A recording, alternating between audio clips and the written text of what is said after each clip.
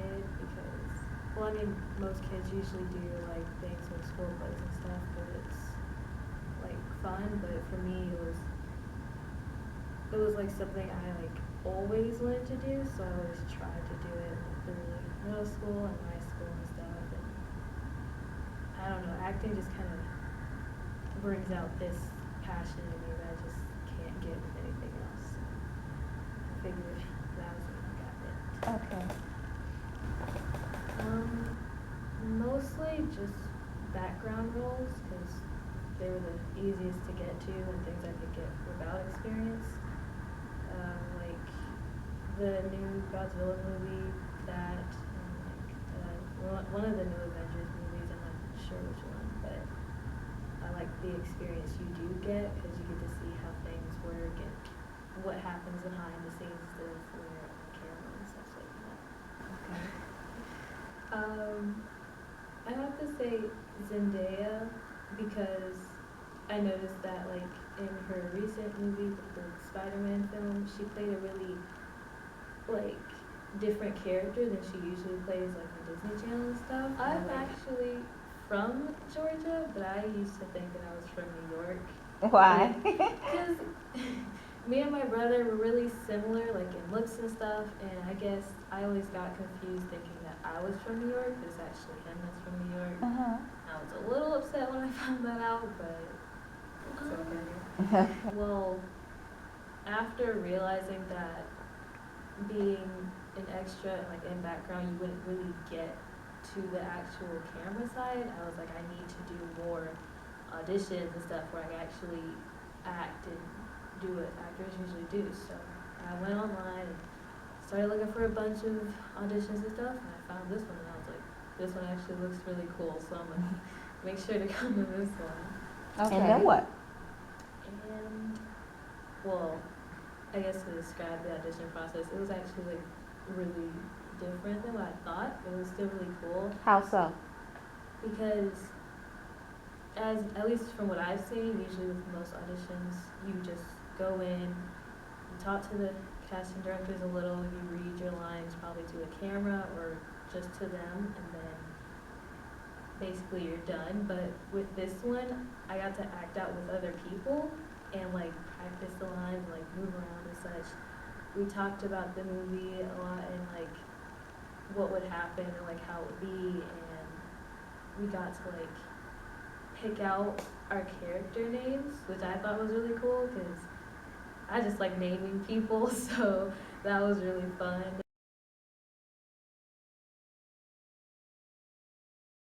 But then I was like, it has to be something that I could still relate to and be able to act out. So she's kind of like me in a way, but also a bit more, I guess you could say, headstrong. Like she has her own opinions. She's like very opinionated, but another thing, like she hides her emotions. She doesn't like showing, I guess, weakness as a sense. So she's kind of like a young mom, just kind of making sure everybody else is okay before she focuses on herself. Okay. Man, I wonder what my girl Shiana doing right now. Probably cooking some feast. Man, if she knew where I really was, she would throw a fit. I always knew I wanted to act. So when I got into college, that's when I started taking the classes, and I participated in some school plays, and I fell in love with it. I felt like I was able to be myself, even during the plays, and it was a new experience that I loved, and I always wanted to stick with it. So it's my passion. Okay. It's been a total of 2 as far as film goes.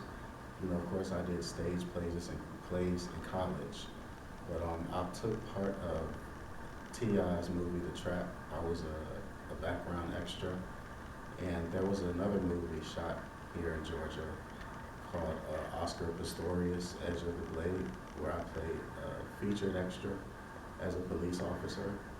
And this would make my main influences as an actor. Definitely Terrence Howard, that's my favorite actor. I've always followed him. I love his movies. I love how he brings something different to the table in every project. And a lot of people say we have similarities. How so? It's kind of weird. I've heard I walk like him, and You kind of sound like him. I can impersonate him. Where are your originals from? I'm originally from Alexandria, Virginia. Grew up in Woodbridge, Virginia. Could you tell us how you came to the coalition? Yeah, The Cotillion. The Cotillion, I'm sorry. Yeah, I was actually, looking up projects to see what else I could add to my career and resume. And I saw the Cotillion, and it came across me that it looked pretty interesting. I said, that sounds like something I'd enjoy doing. So I sent my resume and my headshots, and I heard back from the Grace of God. Could you tell us about your character in the Cotillion? Anthony, first and foremost, I respect him because he's a peacemaker. He's pretty reserved, and he definitely doesn't joke around when it comes to his wife and his money. Look, it will happen. I promise you. You just got to give it some time. I know. Things won't always be like this. I just don't want to be like my sisters and their husbands, struggling all the time. Baby, that's what's worrying you? Look, you don't have to worry about that. Because like I told your mama at the reception, I'm going to put it on you every night. You told her what? Also, I relate to him. And, he just got married, just graduated, and back around this time, it was a lot more serious than it is now. And he was in for a rude awakening. He felt that he was just going to get married and everything was going to be close to perfect. But, him and his wife, they struggle. They work at a restaurant. Their payments probably aren't the biggest. He's just trying to find a way to maintain and, always be the positive one in his surroundings. And there's some contradictions. Man, we don't even got a plan, Julius. Damn. Oh, man, we do got a plan. We're gonna go up in there, snatch his ass up, then beat his ass like he stole $20 in a biscuit, man. What's up with y'all? Man, I just want us to act like we been to college for at least one semester. That's what I'm saying. Man, look, when did y'all two grow a conscience? Because y'all used to be down, man. What's up with y'all? We still down, and we still them dudes. Man, look, we here now. So if you and Aunt scared, take y'all punk asses back home to your mama. I'ma do this by myself or not. But what you talking about doing is crazy. Real. Man, look, I ain't trying to hear all that, man. What's right is right, and what's wrong is wrong. I say his main uphill obstacle is being able to maintain his positive balance while protecting himself and his girl in the environment that they're in. What are your similarities, if any, between you and your character? Well, I'm not an angel, but I do say I'm a peacemaker. I'm pretty reserved. I try to stay positive, and I try to be a good influence to my friends and my relationship. I definitely look out for not only myself, but my woman, and I don't play around. Okay. What's next for you, and where, Cam? To be honest, as soon as this project is done, besides working, I'm still going to be looking up different projects I can do, anything to add to the resume, and for me to just build my craft and become the better actor that I want to be. So, tell us, when did you get bit by the acting bug? When I got bit by the acting bug was when I was in when I was in high school. I did a couple of plays in high school, and it just like one of my former colleagues said that he knew he had it ever since he was a child, and I knew I did too. And I met Robin, and Robin, she told me about her production, and she said, "Would you like to do some acting?" And I said, "Yeah, sure." That's something I never had anybody ask me, but I have done a role myself. But when she asked me, I was thrilled because I hadn't found anybody in Atlanta that I could, tackle with in the movie industry. So I said, sure. And I said, I'll take a chance, and I really appreciate her coming to me and giving me that opportunity to get back into acting. Okay. And have you done any other projects? Yes, I worked with The Last Adam out in Adamsville in Atlanta. It was at Adamsville Park, and we did The Last Adam. And that was around, about 2009. That's when 2008 when they started production, and I was an extra, me and my son. Who are your main influences as an actress? Taraji P. and Loretta Levine, and let me tell you who else. Monique. I really enjoyed her. Yes. All right. Where are you originally from? I'm originally from Savannah, Georgia. Okay. The seaport of Georgia. And could you tell us how exactly you came to the Cotillion? I met Robin, as I said before, greatest production leader I ever met. She's the one who brought me into coming back into acting because I wasn't doing it, just working a 9 to 5, and I'm ready to go back out and do some production. My son is grown, so I'm able to get out and do some things I want to do. So this Robin, did she have you audition or anything? Yes, she had me an audition, and she had me to come out and help with her, and she gave me a role as a senior vice president, and I enjoyed it. I really enjoyed it. Okay. Could you tell us a little bit about your character, Betsy Lou? Okay, my character is Betsy Lou.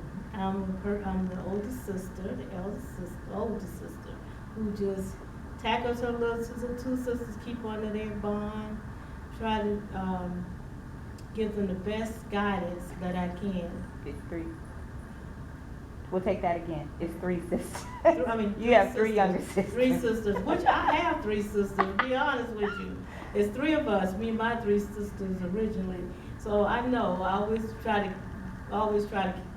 protect my sisters, even my sisters. So I know with this character, I'm going to protect them more because I know what it takes to keep your sisters in line, try to keep them off the streets, try to, it's going to be a challenge. I'm not going to tell you it's not going to be a challenge. Nobody's perfect. But I try to do it through my humor, my comedy, and plus giving them patience and guidance and letting them know that I'm going to always be there. I don't care what we go through. We're going to have our challenges where they don't want to listen or they don't want to hear what I got to say because they feel, oh, she's old-fashioned. She ain't this.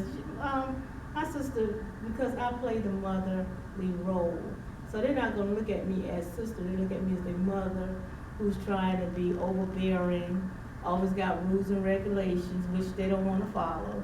So that's my character. Oh. To protect this older sister. Okay. And you pretty much answered the next question. I was just going to ask what similarities are between you and Betsy Lou. You already answered. Yes. So I'll just go ahead and ask. We already know your next project after the Cotillion wraps is going to be Steel Toed. Can you tell us a little bit about Steel Toed? Steel Toed is going to be like working in the warehouse, giving different scenarios of what goes on in a warehouse, and seeing if people love the challenge of working of it. Some people have a passion for it, some people don't. So this is what we'll be doing in Steel Toe.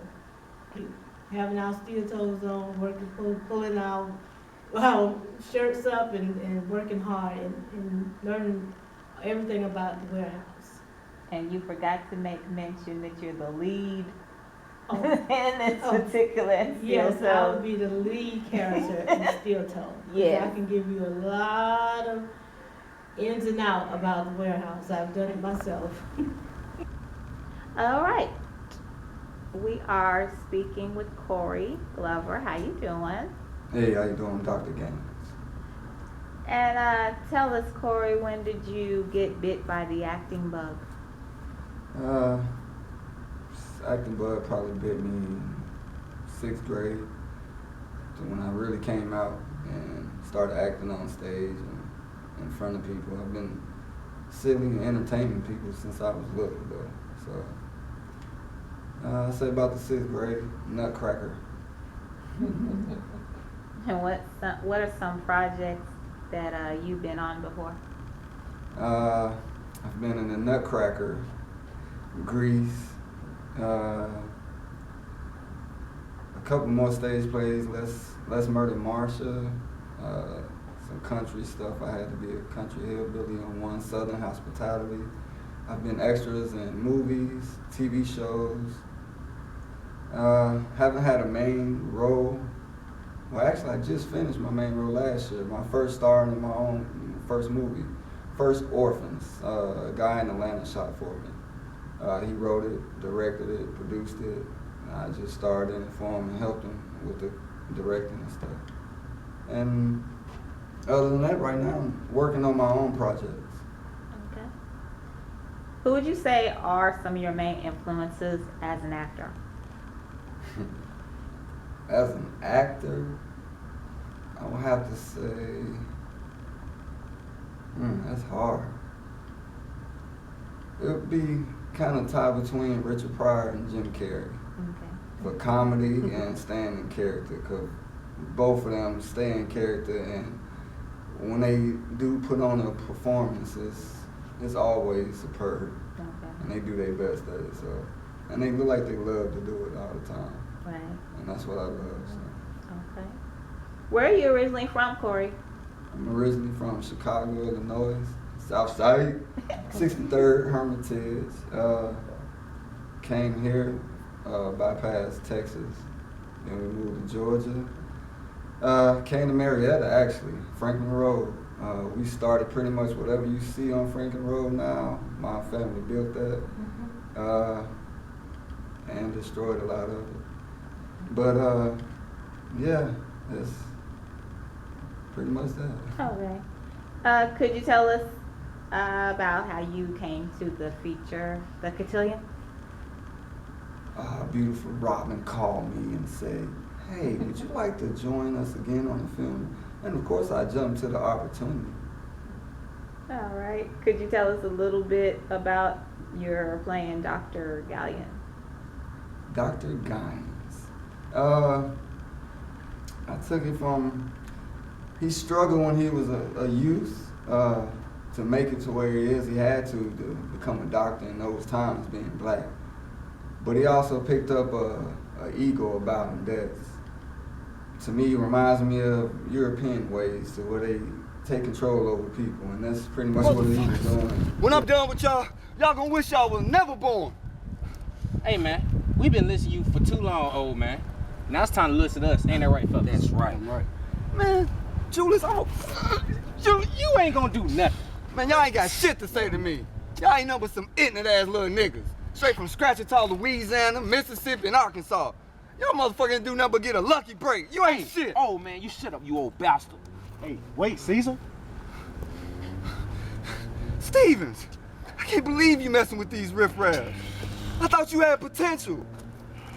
Guess I was wrong. Look, nigga, I was gonna let you tell your side of the story, but all you doing is pissing me the fuck off. That's right. Now I'm gonna let you deal with the riffraff. Julius? Brothers, do I have permission to whoop his ass? Man, Yeah. wait. He was doing to people, just taking advantage of people. Okay. And last but not least, what's next for you after the Cotillion wraps and everything, where your fans can find you? You can probably find me. I'm gonna try to start YouTube. I'm not the type of person that be tweeting or Instagramming, but I'm like, maybe I have to start. I don't want to, but I'm gonna start it up so I can start throwing my films and videos on YouTube so you can watch those. Where did you get the bit by the acting bug? I always remember getting really into the idea after seeing this show that came on in the 80s called A Different World. It was like right on after the Cosby Show. And I saw, they weren't like kids, but they were, young people.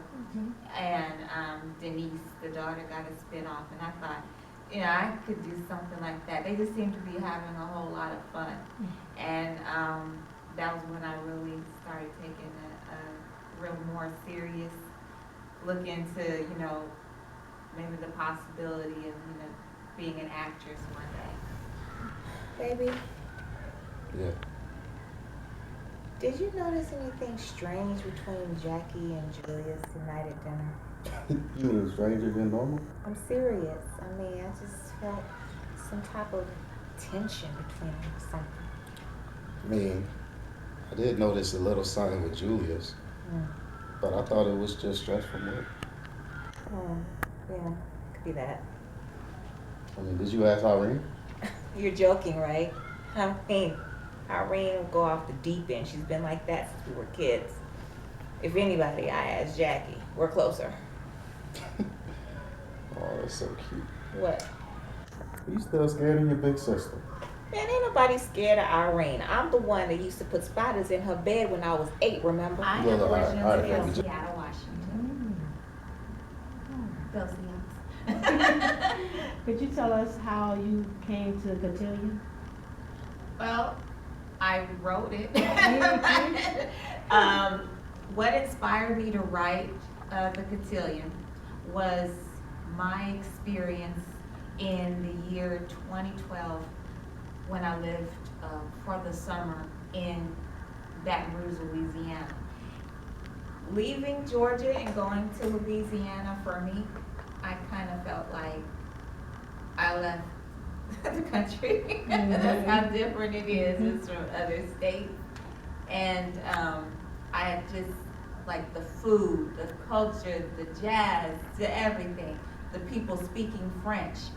And I came to find out that the cotillion, this like debutante ball, was something that's still very much celebrated, is still very much part of the history over there.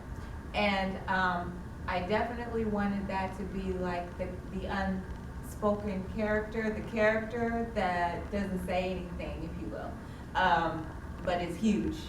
And so basically I was like, I have to do something in reference to paying homage to all those individuals who came before me, because as African Americans, we weren't allowed, even if you had money, say up in New York or DC back in the 20s and 30s and 40s, we weren't allowed in to the debutante balls, back then. So we had to create our own.